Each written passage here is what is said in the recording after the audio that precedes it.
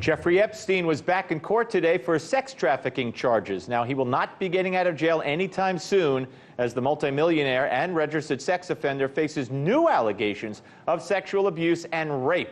Epstein's legal team asked the judge for 13 months to review more than 1 million discovery documents. A trial could start as soon as June of next year, but it could change depending on pretrial hearings. Meanwhile, RT correspondent John Huddy, who visited Epstein's private island, has this part of the story. We flew into St. Thomas like Jeffrey Epstein had for many years, only we were in a small commercial plane and Epstein would arrive in his private jet.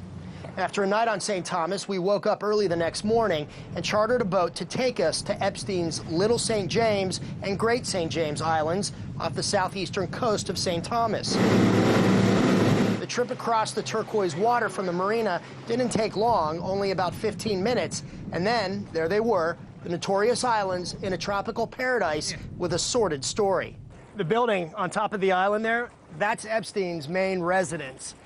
There's a stone wall, there's a lawn, there's a couple of other buildings here, and we're not sure what they are. Maybe they're guest quarters, maybe employee quarters, we're not exactly sure. But we're also seeing palm trees lining the island. Well, every single palm tree was imported.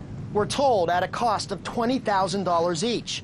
On the opposite end of the 72-acre island from Epstein's mansion is the temple-looking structure that once had a golden dome, ripped off during Hurricane Irma, according to the locals we talked to. Many were reluctant to go on camera to talk about Epstein, saying they didn't want to be connected to his story. But as one boat captain told us off camera, the people here are relieved he's in jail, saying that a dark cloud has been lifted. On St. John, where you can see both of Epstein's islands, we met one family visiting from Texas who had also heard about the so-called pedophile island. We come from Houston, where they've got a lot of issues with trafficking, and then, to come here where, everybody's very comfortable and it's very peaceful, there's not much crime here, and then not very far away to have, all of that going on. To have that island, to see it literally offshore, to pass by it, it's striking, and how lavish it is.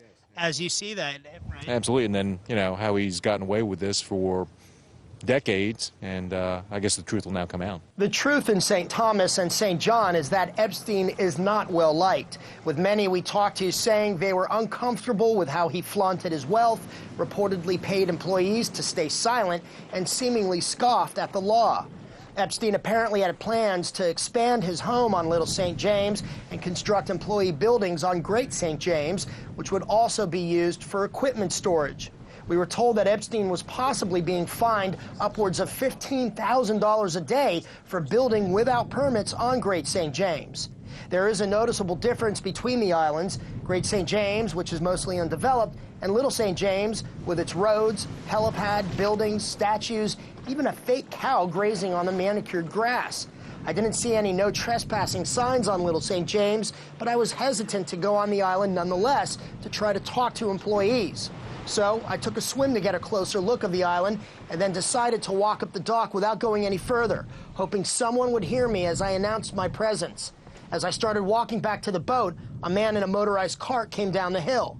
But I explained who I was and why we were there. He refused to speak to me and asked us to leave. I agreed, and we left without argument. He would watch us from the island, camouflaging himself amongst the trees, and a few minutes later, this boat came up alongside with someone else taking our picture. Well, it sped away quickly once we turned the camera on. Later, back on St. Thomas, we went to the American Yacht Harbor, where Epstein's LSJ barges docked, used to transport equipment and workers to his islands. We were told he owns 6 boat slips and rents more than 2,000 square feet of property. The office was closed, the shutters locked. At Sirali King Airport, there were no signs of Epstein's private jet or the helicopter that locals, like Mason Muhammad, a driver on St. Thomas, would see flying overhead with Epstein, and the young women Mason and other islanders said Epstein often had in tow. St. Thomas is actually a real nice place. The people are friendly, the locals are friendly. Like, we don't really have that down here a lot, So it was really something that we all don't agree on. Like, that's something nobody should agree on. So he dissolved all the time.